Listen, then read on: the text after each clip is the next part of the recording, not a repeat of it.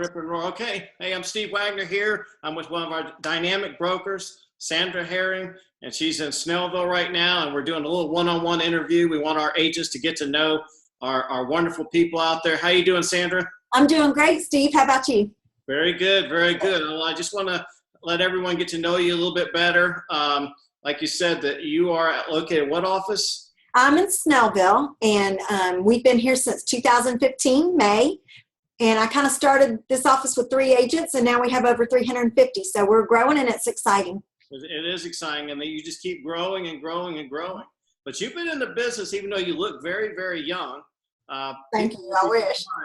How long you've been doing this? I've been in the business for 32 years. I started with Century 21. I was with them for 1.5 years, and then I went straight to RE/MAX, and I was with RE/MAX for 18 years.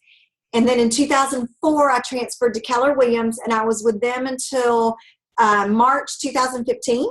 And then I came to Keller Williams. I wish I would have done it sooner, but you know what? Better late than never. Well, awesome. Now tell me something about you personally. I know you like to ride horses. Mm-hmm.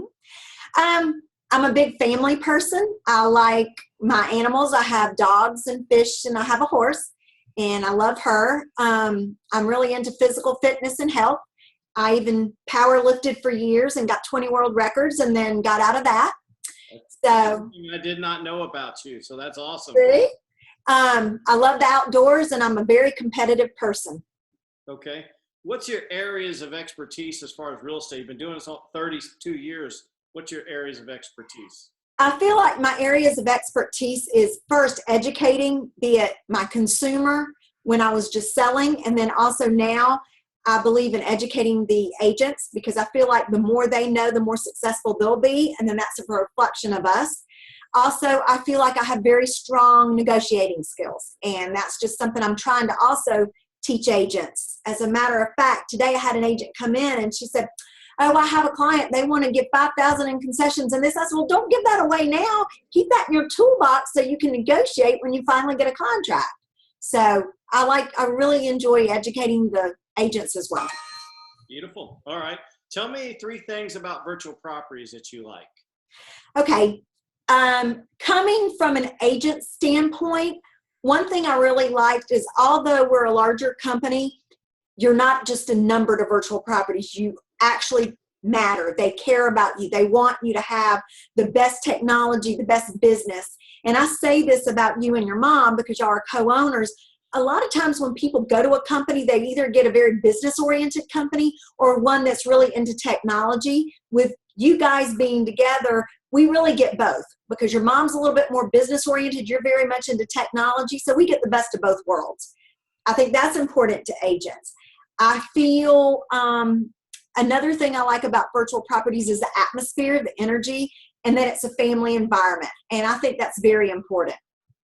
All right. That's wonderful. Tell me a couple tips now for newer agents, people coming into the business. A lot of times people called me and said, "Steve, hey, I'm getting into business. What can you tell me?" What can you tell people out there? The first thing I think people need to realize getting into real estate, it's one of the best businesses you can be in, but it can also be the worst if you don't handle it correctly. Everybody has to remember that they need to handle real estate as a business.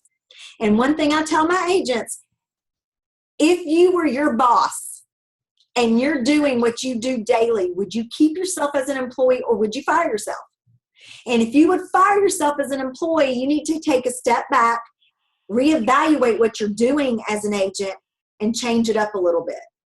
They also need to remember that real estate is a numbers game. It's not going to always be as easy as when you first get into it, when your friends are giving you business. You have to work it like a business, and it takes work.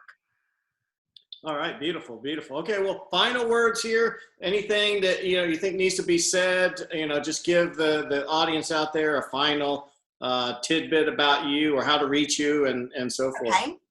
Well, just backing up just a sec, one thing when you asked me about what I liked about virtual properties, one thing I also like is the fact that our brokers can be accessed in many, many different ways. Our doors are always open. We have a special phone extension just for the brokers. It rings all the brokers at one time, and whoever can answer it answers it. We have a special email just for brokers with questions. I feel that's very important for everybody, and I think that needed to be said. Also, I think agents need to realize they don't need to get discouraged, and they need to not just talk about doing it, they need to do it.